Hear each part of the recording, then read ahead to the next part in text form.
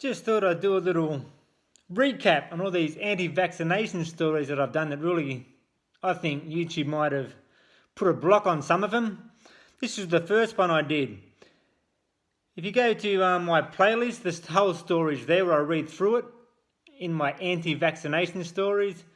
I thought this one was interesting because the mother's complaining how not enough people are getting vaccinated, but there in highlighting orange it says, despite being immunised, her own children have caught the disease. I mean, these people who still support vaccinations and still get sick, the story goes on to say all the other issues that a child have had since being vaccinated, and how other kids got the disease they were getting vaccinated for in the middle of the vaccination process.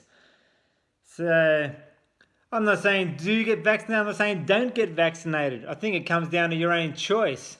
And today, with today's food, air and water all being polluted, whether you do or don't, I think we're half screwed anyway. But if you don't and your kids get sick, they'll probably try to send you to jail or you'll be the worst person in the world. So that's why it comes down to choice. I don't know the lifestyles of most people, how they live and eat, how they think. You know, is it what you eat and drink, or is it what you say and think that creates ill health? Just a question. This cancer story about the vaccine started with cervical cancer will be eradicated around the globe, with Australia leading the way as the first nation to be totally cancer-free. That's how it starts. Then you turn the page and get into the story. The end of cervical cancer is in sight, and Australia is likely to be the first nation free of the killer disease, thanks to a new vaccine. I mean, then it goes on and on. Then it finally says it could be eradicated or expected to be eradicated in the next 30 to 40 years. You've got to read these stories really for what they are. 30 to 40 years?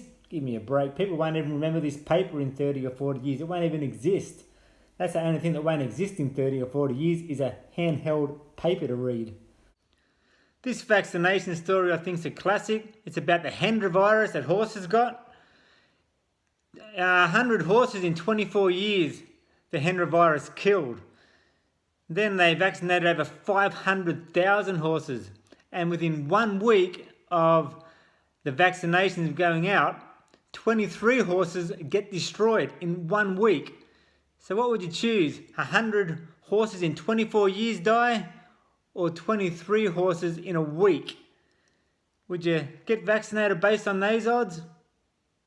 Or would you get your horse vaccinated? That's what we're talking about here. Either way, it's all vaccinations.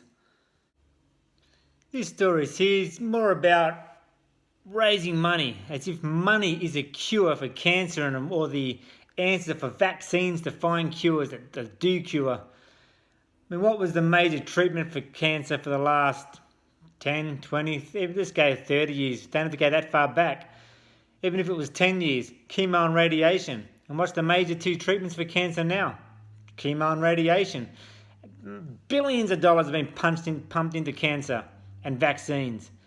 Yet, still the two major treatments for cancer is chemo and radiation. Really? This is the best they can do to kill us?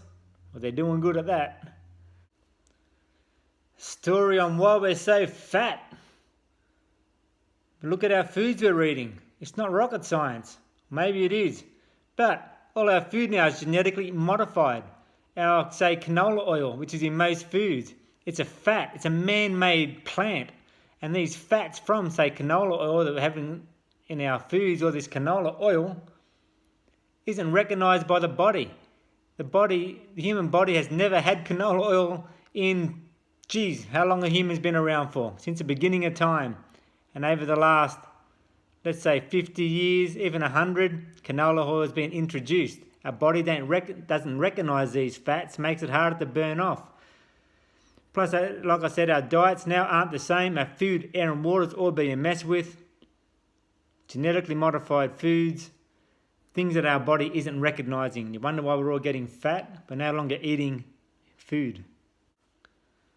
This story here is I've also uploaded. It's about them needing to put more fluoride in our water. Like it's the fluoride, not enough fluoride is the reason for decaying teeth.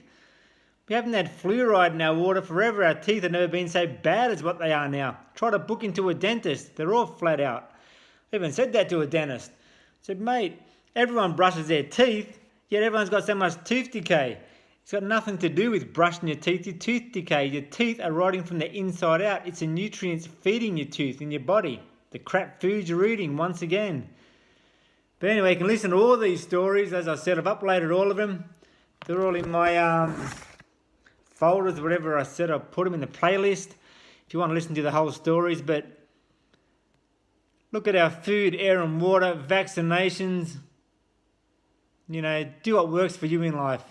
Don't be convinced by a story. Look into it far deep if you want to find out the truth. Then make an educated decision on how you live and what you want in life, rather than just doing as you're told, following blindly. Good luck.